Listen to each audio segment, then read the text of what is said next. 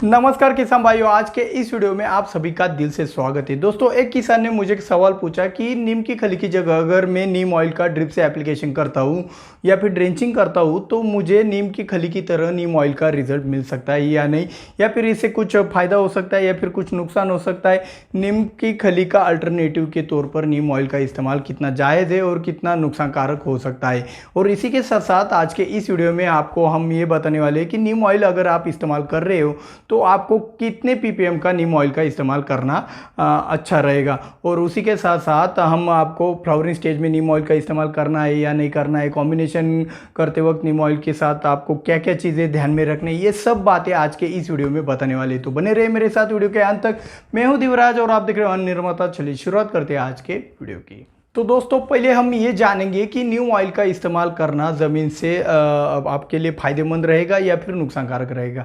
देखो दोस्तों, कोई भी ऑयल हो, आपको पता है कि ऑयल और पानी एक दूसरे के साथ घुल मिल नहीं सकता है। ऑयल से आपका पानी ट्रांसफ़र नहीं हो सकता है, वो एक लेयर बना देता है। तो जैसे ही आपका कोई भी किसी भी तरीके का ऑयल आपकी ज़मीन में जाता है, अगर उसने जड़ों की चारों बाजू में अगर उसने लेयर बना लिया तो उसमें से पानी गुजर नहीं सकता है। और पानी आपके पौधों को अब न्यूट्रिशन और बाकी के जो न्यूट्रिएंट होते हैं या फिर कुछ भी पोषक तत्व होते हैं उनका अपटेक करने में मदद करता है। वो एक कैरियर की तरह काम करता है। अगर पानी आपके जड़ों तक नहीं पहुंचेगा तो वहाँ पे वो ब्लॉकेज होके आपके जड़ें सूख सकती है, आपका पौधा मुरझा सकता है। तो यहाँ पे ऑयल का इस्तेमाल करना बहुत ही नुकसानकारक हो सकता है, क्योंकि वो पानी को अंदर की तरफ जाने में रुकावट पैदा कर सकता है। तो इसी की वजह से किसी भी प्रकार का ऑयल ज़मीन से इस्तेमाल नहीं किया जाता है।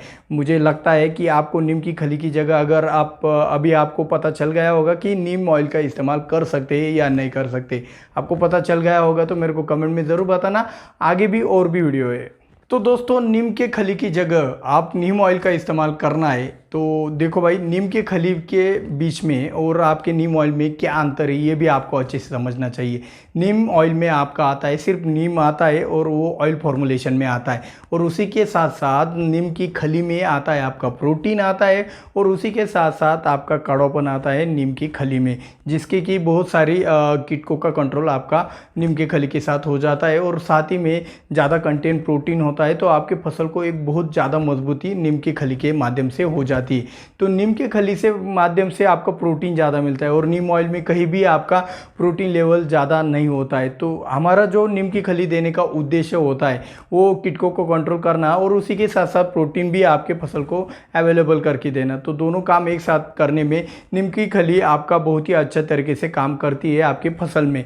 और साथ ही साथ आपके नीम ऑयल का अगर आप इस्तेमाल ड्रिप से करोगे तो वहाँ पे नुकसान भी हो सकता है। कड़वापन के कारण मतलब जो भी कड़वापन आपके सॉइल में बना दिया जाएगा नीम के ऑयल के द्वारा, तो उससे कीटक भाग सकते हैं, लेकिन आपकी फसल को नुकसान भी हो सकता है। तो इसलिए आपको नीम की खली की जगह नीम ऑयल का इस्तेमाल बिल्कुल भी नहीं करना चाहिए। दोस्तों, मार्केट में कई सारे ppm वाले नीम ऑयल अवेलेबल है, जैसे कि 500 ppm, 1000 ppm, 3000 ppm, 10,000 ppm, 50,000 ppm।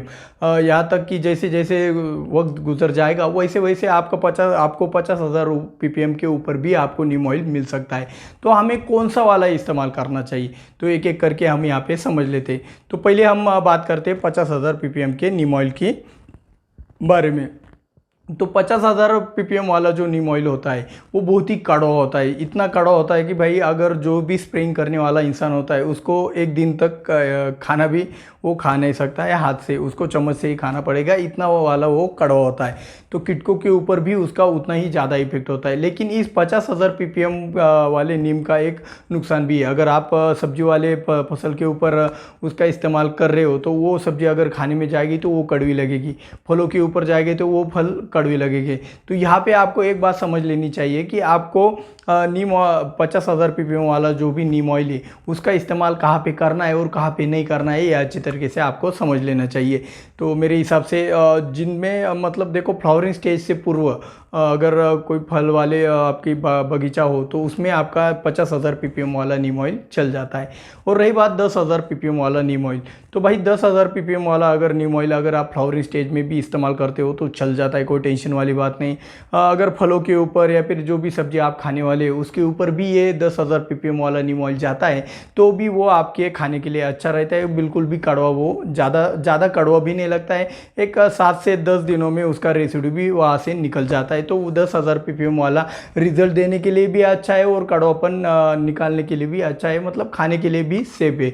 और अगर आप 500 ppm, 1000 ppm या फिर 3000 ppm नीम ऑयल का इस्तेमाल करते हो स्प्रेइंग के लिए, तो वहाँ पे आपको रिजल्ट बहुत ही कम मिलते हैं, ना के बराबर मिलते हैं। तो उससे अच्छा है कि आप 10,000 ppm का ही इस्तेमाल आपके फसल में कर सकते हो। तो दोस्तों 500 ppm, 1000 ppm, 3000 ppm और 10,000 ppm का नीम ऑयल आप फ्लावरिंग स्टेज में बेझिझक इस्तेमाल कर सकते हो।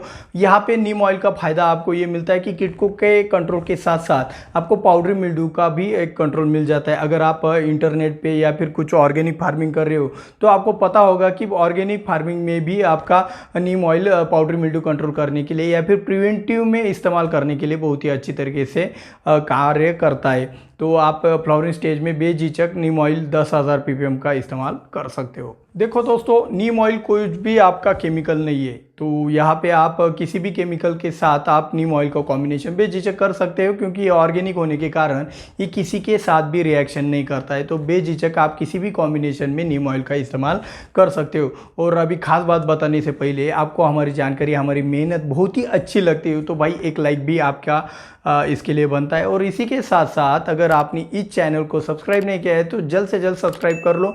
सब्सक्राइब का बटन आपके लिए फ्री है, आप उसे ज़रूर दबा सकते हो। और रही बात आपको ज़्यादा से ज़्यादा किसानों में इसका अवेयरनेस फैलाना है तो आप ज़्यादा से ज़्यादा इस वीडियो को शेयर भी कर सकते हो। तो अभी हम चलते हैं खास बात की तरफ। तो दोस्तों आज के खास बात में हम नीम ऑयल के बारे में ही बात करने वाले हैं। जिस भी किसान ने ये सवाल पूछा था कि भाई नीम के खली की जगह अगर मैं नीम ऑयल का इस्तेमाल ड्रिप के माध्यम से करूँ तो कैसा रहेगा। भाई आपकी क्रिएटिव माइंड को मैं मानता हूँ, लेकिन कुछ लॉजिक भी उसके पीछे होना चाहिए। ऐसे ही अगर सोचते रहो तो कुछ ना कुछ अच्छा भी मिलता है, कुछ बुरी चीज़ें भी आपके सामने आ सकती है। तो जो भी अच्छा बुरा उसको आप फिल्टर कर सकते हो आप लॉजिक के साथ। अगर आपके दिमाग में अच्छे से लॉजिक है कि भाई इसका इस्तेमाल करना है नहीं करना है, तो आप ऐसी चीज़ों में से आसानी से रास्ता निकाल सकते हो। तो बिना लॉजिक के कुछ भी नया प्रयोग करने से पहले कुछ आपको स्टडी कर लेना चाहिए कि इसका परिणाम आपके फसल के ऊपर क्या कर सकता है। ब्लाइंडली अगर आप किसी भी फसल में कोई भी प्रयोग करते हो तो आपका नुकसान होना तय होता है। तो कोई भी प्रयोग करने से पहले कुछ स्टडी भी ज़रूरी होता है, या फिर आप हमसे विचार विनिमय भी कर सकते हो। तो नीम ऑयल के बारे में या फिर फिश ऑयल के बारे में ज़्यादा जानकारी जानना चाहते हो तो आप इस वाले वीडियो के ऊपर क्लिक कर सकते हो। और अगर आप हमारे वेबसाइट के ऊपर जानना चाहते हो जिसके अंदर बहुत सारी इंफॉर्मेशन हम डालते जा रहे हैं, तो आप हमारे वेबसाइट को भी विज़िट कर सकते हो। नीचे डिस्क्रिप्शन में लिंक है, आप वहाँ पे जाके विज़िट कर सकते हो। तो मिलते हैं अगले वीडियो में। जय जवान जय किसान।